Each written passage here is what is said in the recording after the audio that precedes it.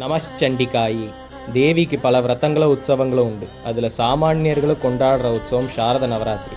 மகாலய அமாவாசைக்கு மறுநாள்ல இருந்து மகாநவமி வர 9 நாள் நடக்கும் இந்த நவராத்திரிக்கு தெய்வம் சண்டிகா மகாலட்சுமி. மகாகாளி, மகாலட்சுமி, மகா சரஸ்வதி ஐக்கிய சுரூபிணியான சண்டிகா மகாலட்சுமியோட சரித்திரத்தை மார்க்கண்டேய மகர்ஷி சாவர்ணியான சூரிய தனையன் மனுவான கதையை சொல்லி ஆரம்பிக்கிறார். சுரதன்கிற மகாராஜா பெருஞ்சக்கரவர்த்தியை ஆண்டு வந்தார். சோதனையா நடந்த போர்ல ஒரு சின்ன படைக்கிட்ட தோர்த்து இன்னொரு ராஜா கிட்ட பணிஞ்சு வாழ்ந்தார்.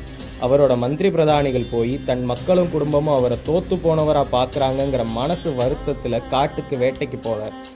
போன இடத்துல சுமேத மகர்ஷி ஆசிரமத்துல தங்குறாரு. மக்களை பத்தியும் தோல்வியை பத்தியும் வருந்தின ராஜா தன்னை போலவே கவலை கோடுகளோட இருந்த இன்னொருத்தரை பார்த்து விசாரிக்கிறாரு.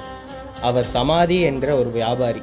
தன் மனைவியும் பிள்ளைகளும் அவர் வேணாம், அவர் தனம் போதும்னு விரட்டி விட்டதால இங்க வந்ததாகவும் வெறுத்த சொந்தங்கள் மேல இன்னும் பாசம் போகலன்னு சொல்றாரு.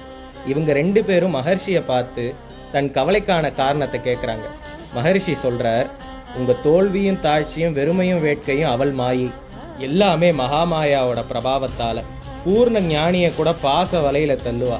சிருஷ்டிகர்த்தாவான பிரம்மாவும் இந்த நிலையிலிருந்து தப்பிக்கலைன்னு சொல்ல ராஜா கேட்டார், யார் அந்த தேவி, அவ தோற்றமும் கதையும் என்னன்னு.